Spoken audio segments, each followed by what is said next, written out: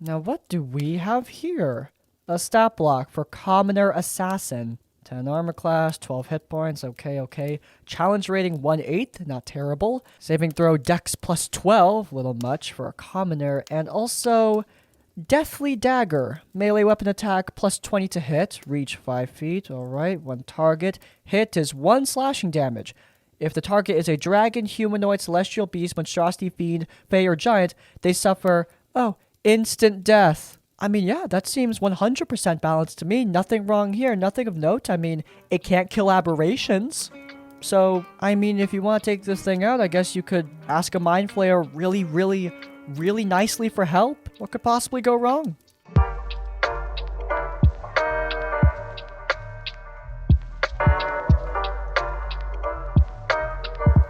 I never thought I'd post the story until I told it to one of my friends and they suggested sharing it to a few subreddits, so here I am. A while back, I'd say late 2020, a group of friends and I started a mainly homebrew D&D campaign. It was a group of 5 players consisting of human rogue, a tiefling sorcerer, a homebrew race monk, and myself, a half-elf cleric, and of course the DM. The players were nice and friendly. I was the proud note-taker of the group, and it reflected in my character. Monk was new to the game, and played a naive character to fit that, so we all sort of let him get away with a few things. Apparently, the DM got sick of us hand-holding the new player, and decided to make sessions harder specifically for them. Of course, this wasn't directly said, but it was obvious to anyone who's played before that they were being unfair and kind of a dick to Monk. The DM sent Monk into these fights that were somehow survived and obviously designed not to be. Monk just happened to run into traps everywhere, like even in places that made absolutely no sense, like underwater. And the DM found every reason to separate Monk from the rest of the party. A few sessions in, the DM seemed really fed up with the monk for just being his character and outright screamed at him.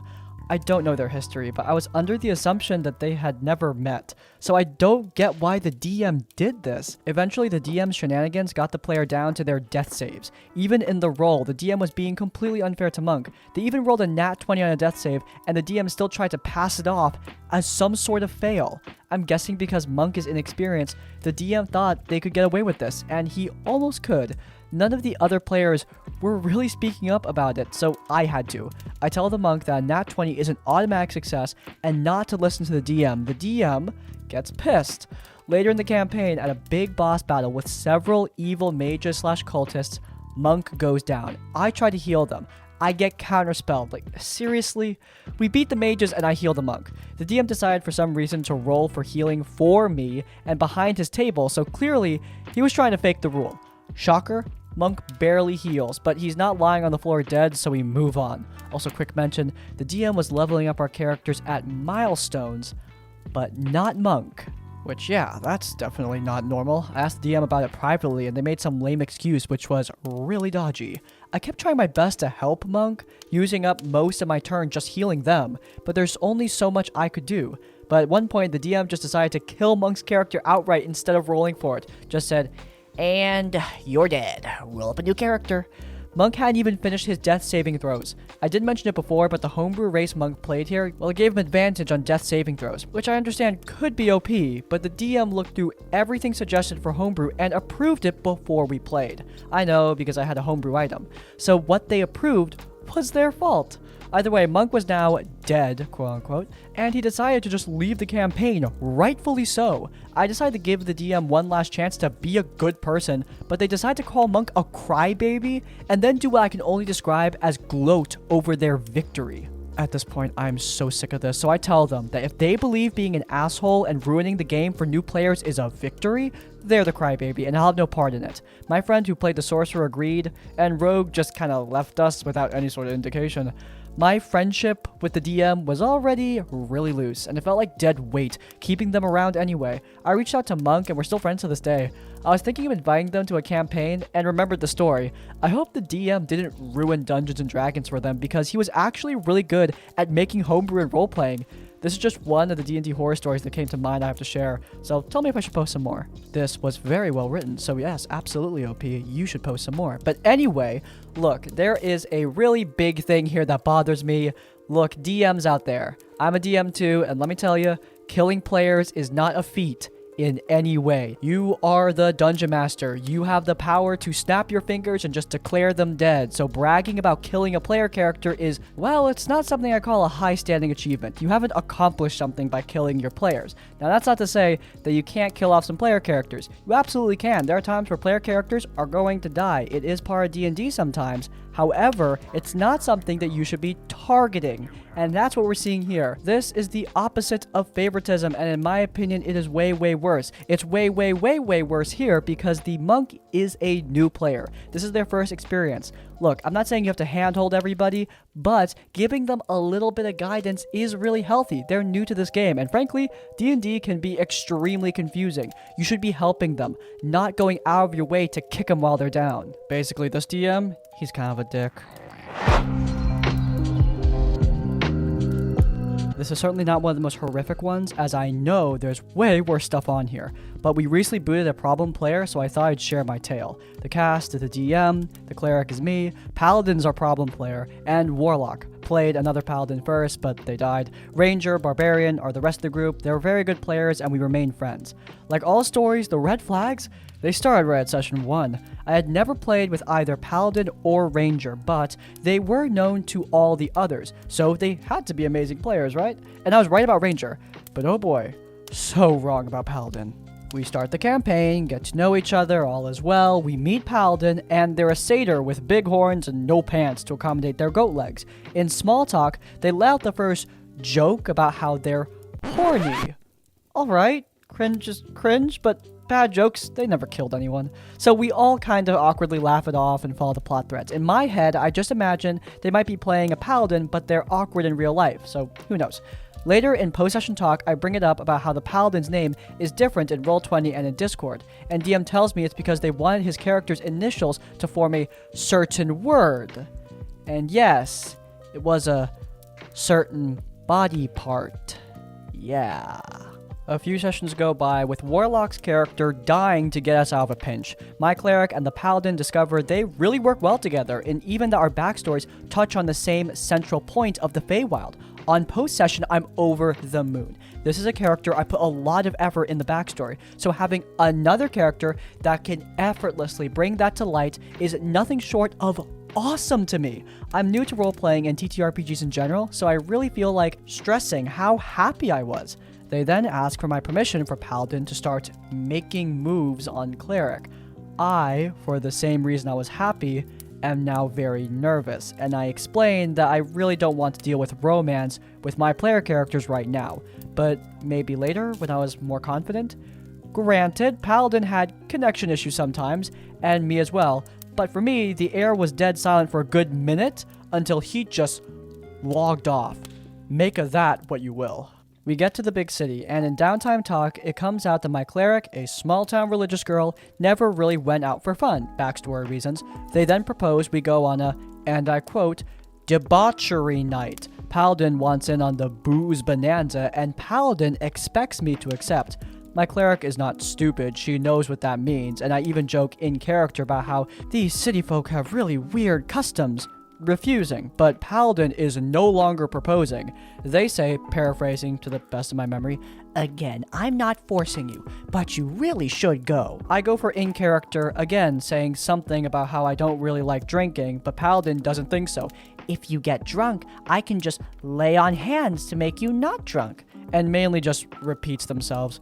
I'm stunned for a few seconds, as is Barbarian, but at this point, this is not really role-playing anymore. We're just stalling the session down to a crawl. Since I knew the DM from before, I knew they played it loose on role-playing, but would absolutely stop anything too weird, so I just bit the bullet and accepted the invite, saying they probably need a responsible, sober person in the room. Paladin reiterates how they are a-okay with putting their hands on an intoxicated girl and casting body state-altering magic, and I just ignore it and move on at this point.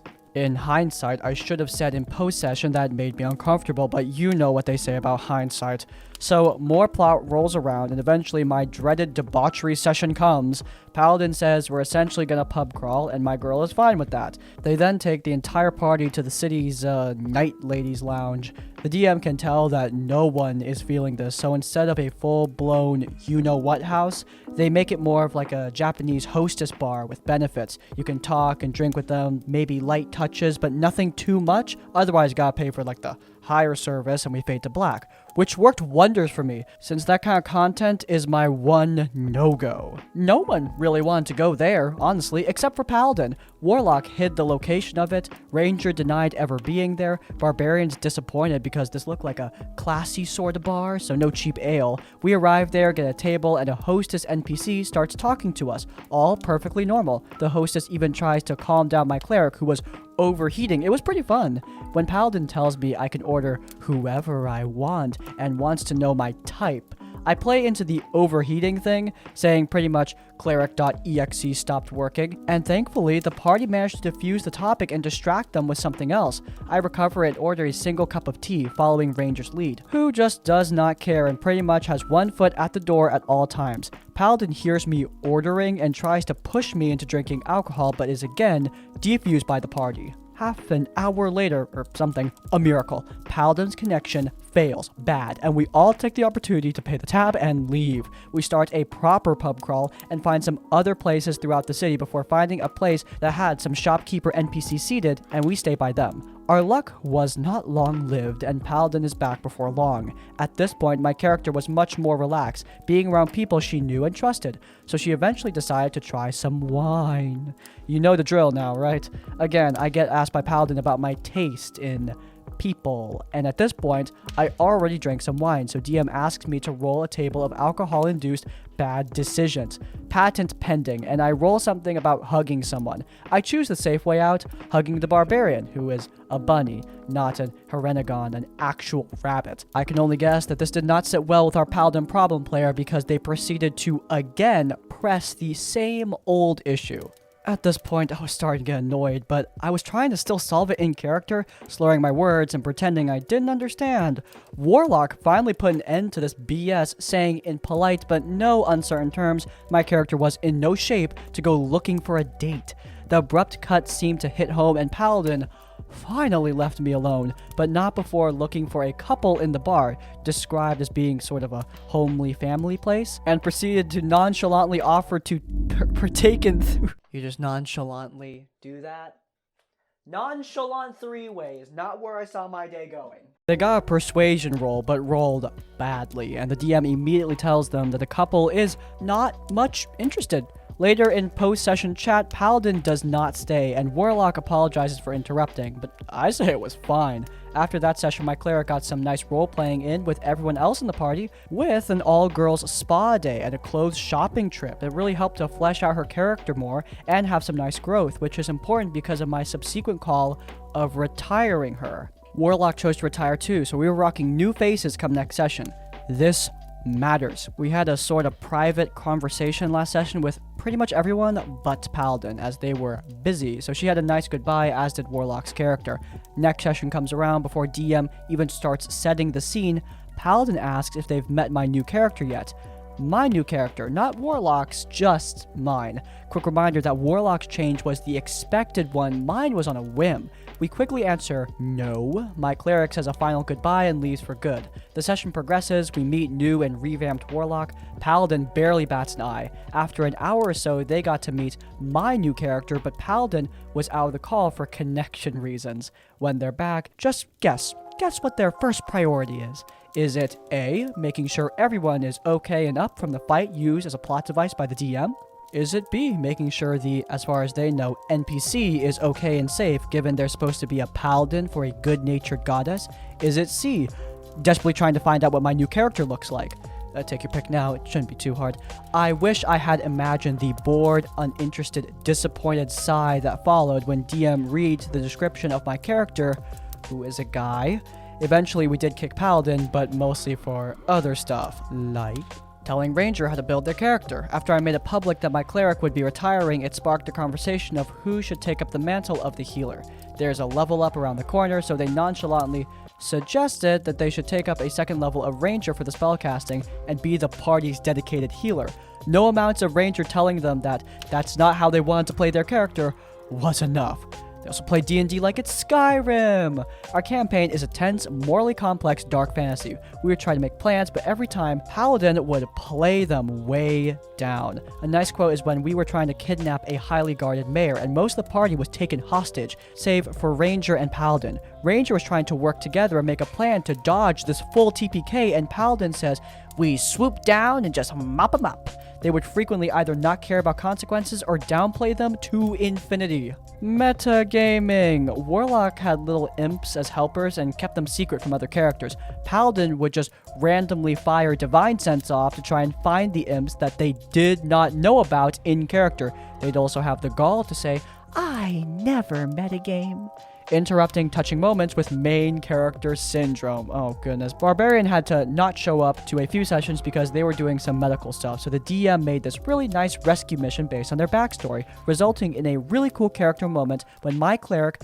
used command to make the Barbarian stop and spare a fleeing NPC who didn't want to fight anymore. When back safe and sound, Barbarian gives cleric a hug as thanks for stopping them. Paladin thinks this is a really great moment to loudly burst into the room and jokingly demand a hug too, even bringing up the fact that Barbarian was close to Warlock's first character. You know, the one that died an in-game a week ago, and we were all still feeling it. The moment was ruined, and they kind of just moved along, dragging the both of us down to eat with him or whatever. I'm still pissed for Barbarian. Also, the fact that Ranger full-on said that if a TPK happened and Paladin was going to make a new character, they drop out of the campaign. So yeah, I don't really bring any big bad breakups full of drama and tension, but I do bring whatever this garbage behavior is. We've seen a bunch of promising new players, so hopefully I'll never have another story for this subreddit. See ya. While that is the ideal, inevitably bad situations are just gonna happen if you play this game long enough. I've tried my best to avoid them, but yeah, sometimes stuff happens. What can we learn from this story? Well, first and foremost, while handling things in character can be good, there is a point where you need to take it out of character, where you need to realize that no, this in-character thing is no longer working, and even if that kind of confrontation is really awkward and unpleasant, it's more awkward and unpleasant to let this kind of behavior stand at your table. Make your feelings known. When you're just doing things in character, not only is it hard for the problem player to maybe understand what's going on, but the rest of the players. If they're also not feeling this problem player behavior, they may not be comfortable saying something out loud. Somebody's got to be the first voice to speak up, and the rest may follow. Remember, we're not trying to take anyone down here, but if somebody's making the whole group uncomfortable, then the group should be allowed to communicate that to them in hopefully a respectful way. Here though, it's hard to see that. Paladin is acting like a douche nozzle in more ways than one. I mean, come on guys, the flirting thing was bad enough, but add main character syndrome and ruining good roleplay moments on top of that? You just have a disaster player that does not deserve to be in your game.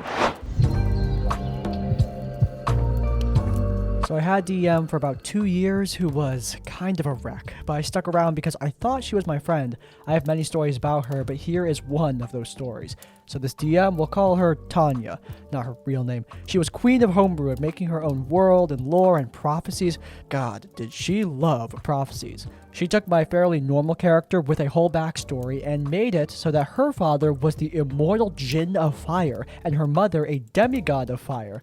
Okay, cool. A little Mary Sue-esque, but whatever. My character was actually an orphan, so I guess her parents were the DM's prerogative, but that's not the part I had a problem with.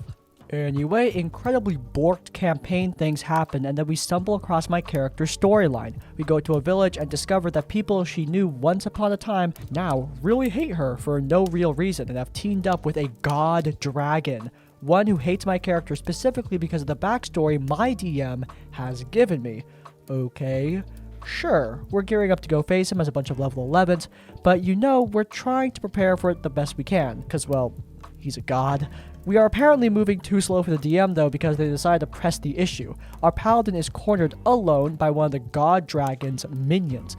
Tanya asks the paladin to make a con save. He rolls a 23 and he just fails and passes out completely and is kidnapped. So the issue has been thoroughly forced. We run after this kidnapper who is too fast to be believed, who escapes via DM hand-waving, and we get to the cave where our god dragon is hiding. We go inside very cautiously and find the god dragon stood at the back of the cave with my former mentor in chains in a magic circle that is clearly a trap. I stand 120 feet away because I'm not an idiot and I'm a pew pew warlock. Tanya tries to do the BBEG speech to convince my character to become his slave in order to usurp the gods. Now, it's worth mentioning that my character is the only black PC and that this is all extremely in poor taste. I don't think it was intentional. I think she just forgot how it would look. Anyway, we talk to our god dragon and he argues back and forth with my character. He insists that he isn't holding anyone hostage, but then refuses to let the paladin or my mentor go. He says he will let us leave, but then says we can't. I begin to realize that the circular nature of this conversation stems from the fact that the DM hadn't actually planned anything to happen if I didn't step in her clearly obvious trap. She had no way to progress unless I stepped into the trap. After 30 minutes of back and forth conversation between me and the DM, IRL, I decided to just step into the trap. I was already slowly dying anyway, metaphorically of course. Well, the trap turns out to be an inescapable force cage, but not the actual spell force cage, that has none of the usual caveats of a force cage that is immune to dispel magic for some reason. Tanya says that the god dragon is ritual casting something and we have to break his concentration, so we try, despite the entire room not allowing us to use offensive magic at all. The DM then gets really mad that my warlock with only 2 spell slots isn't doing more to help. In the situation she designed so that I would be helpless, we somehow managed to break through a chain reaction of counterspells that ran 5 people long. Are we free? No, because the paladin had his entire alignment changed by a simple spell, and the bard has now been banished. And that's when she pulled out the, "Oh, I forgot, he's immune to spells of level 5 and under." I point out that we only have level 5 spells, and she says in the snottiest voice ever, "I know that." Which leads me to wonder, what are we supposed to do? We tried diplomacy, but we weren't allowed. We tried to fight our way out, but that also wasn't allowed. I asked her what would have happened if he had completed his ritual. She explained that my character would have become his slave and had my free will taken away, and that she didn't see what the problem was. This was the last straw for me and half the party. We all left, and then a few months later, she lost the rest of the party. TLDR, DM wants to enslave my character through any means necessary and doesn't see why I might not be cool with that. This is why it's important to talk about the content that's going to be your games, and furthermore than that, don't force player characters down any set path. Like, look, it's not cool. I understand that sometimes player characters aren't giving you much in terms of plot hooks, so you need to give them some kind of plot to interact with, but try to communicate what that plot is going to be and check if they actually like it. And I'm not going to leave it merely implied. Forcing a slavery plotline, the only black character, well, yeah, it doesn't look good, especially since this DM is seemingly giving the player character no choice and wants them to go down this slavery road. It's like their best option. I don't think that's going to work with any character, no matter what. This one goes all the way back to 2005, 2006. The internet was still a new expanse. AOL and MySpace were still popular, and we as a group of nerdy teens, we were expanding our self-determination by playing DnD or some other TTRPGs. It has been almost 20 years, so the exact dates in TTRPG, well, they don't exactly come to mind. Anyway, the cast. Me as a 15 to 16-year-old male that looks like 22. Horny, a 14 to 15-year-old male with the developing body of a middle-aged plumber. DM, a 17-year-old male. Friends, a group of 3 to 4 other males in ages between 15 to 17 years old. We are a group of mainly nerdy and kind of socially awkward teens. We were into anime, manga, video games, reading old sci-fi, and so on. The DM at the time had a job and used his money to acquire some TTRPG game books and wanted to try running a campaign. Horny had taken the liberty of asking his parents if we could do it at their house, as they lived close to our high school and a bus route we could use to get home after it. They agreed because they were also nerds and were excited for the younger generation to pick up tabletop role-playing games. Horny told us, and we all agreed, and everyone started planning everything. We didn't make our player characters until day 1. That way we were all in the room. We knew our stat rolls were legitimate, and we could talk over things to build our party. This is where the problems started. You see, I enjoy playing female player characters in RPG games. I am not trans, it's not like a fetish, I just enjoy female player characters. Being in a group of teenage boys who just started their sexual awakening, I had to deal with, "Are you gay? Do you wish to be a woman? Why would you do that? That is gay. Are you trying to seduce your way through this campaign? And so on. I grew up with a ball-busting family, so none of it really bothered me, and eventually they laid off, except for Horny. You see, he was transfixed with the idea of my female player character, wanted to know all the details, and while a little weird, I just figured we were all a little weird and let it slide. I didn't want to cause issues before we even started. I rolled up some firearms expert, made her ginger with green eyes, and said she looked plain and boring. Then he asked about cup size, and I cut him off. Told him that this was just D&D and not some AOL sex session. He dropped it. The next day, we had our first session. The classic meet in a pub and introduce each player character thing. Things were going well, gunslinger, warrior, mage, and of course, Horny with his horny bard. Okay, fair enough. Things were starting to get into motion though when Horny came out left field with, I roll to flirt and seduce OP's player character. We all stop, we have a laugh at this. My player character's only female player character, so we thought he was, like, joking. He clarified he was not. So we tried to fuse things, like, hey, Horny, my player character is a lesbian, so, nah, bro, let's continue the game. Now, I know, I should have shut it down harder. I should have left something, but at the time, I was really excited to play D&D, and did not want to ruin it. I figured we could push past this. Well, Horny pushed past, and said, this is D&D, and in the real world, men can convince lesbians to date them, so it should work here. I should get to...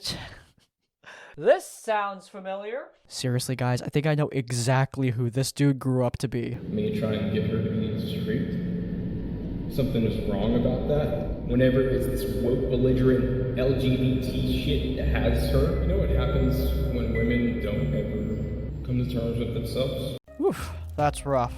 Anyway, I think I should get the chance to roll and try. The DM piped up and said, I will allow the roll, and if he gets a nat 20, you have to RP flirt with him. Horny rolled and got a nat 20. Well, part of me still hoped Horny was doing a joke badly. Well, Horny started taking it seriously and started getting sexual, talking about his PC, grabbing my PCs.